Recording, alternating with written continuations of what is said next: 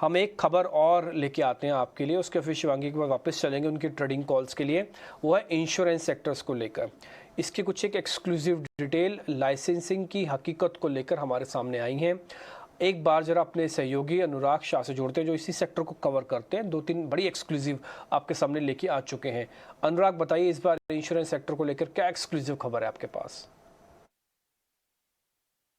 पिछले हफ्ते सरकार ने इंश्योरेंस एक्ट में बदलाव के लिए एक प्रस्ताव दिया और इस प्रस्ताव के बाद जो इंश्योरेंस इंडस्ट्री का पूरा लैंडस्केप बदल जाएगा। और हमारे सूत्रों से मिली जानकारी के मुताबिक जो आगामी विंटर सेशन है उसमें ये जो बिल है वो पेश किया जा सकता है। हालांकि जो सरकार के द्वारा प्रस्ताव जारी किया उसमें 15 दिसंबर तक सभी स्टेक होल्डर से सुझाव मांगे गए हैं, लेकिन उसके बाद भी जो विंटर सेशन में कुछ दिनों का वक्त होगा और सरकार पूरी तरह से कटिबद्ध है इस आगामी विंटर सेशन के अंदर ही इस बिल को टेबल करने के लिए। और ये जो बिल है काफ़ी महत्वपूर्ण है इंश्योरेंस सेक्टर के लिए, क्योंकि यहाँ पर जो अभी ज़रूरत होती है 100 करोड़ का नियम है एक इंश्योरेंस कंपनी को शुरू करने के लिए, वो उसमें बदलाव के लिए कहा गया। इसके अलावा कंपोजिट लाइसेंस की बात की गई, यानी एक ही अम्ब्रेला के अंदर एक इंश्योरेंस लाइसेंस के अंदर life insurance, health insurance, property insurance जैसे तमाम तरह के जो इंश्योरेंस प्रोडक्ट है वो एक इंश्योरेंस कंपनी ऑफर कर पाएगी। उसके अलावा स्टैंड अलोन इंश्योरेंस की भी बात की गई है इस बिल में, यानी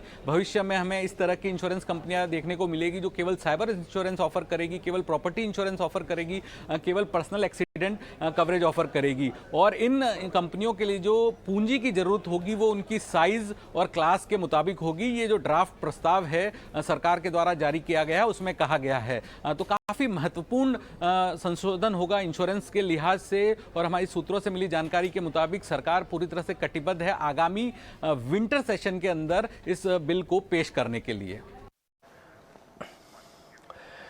ठीक है, तो अनुराग आपको एक पहले खबर भी यही लेके आए थे, अब उसकी और ज़्यादा जानकारी और ज़रा बड़ा अपडेट आपके सामने और फिर से अनुराग की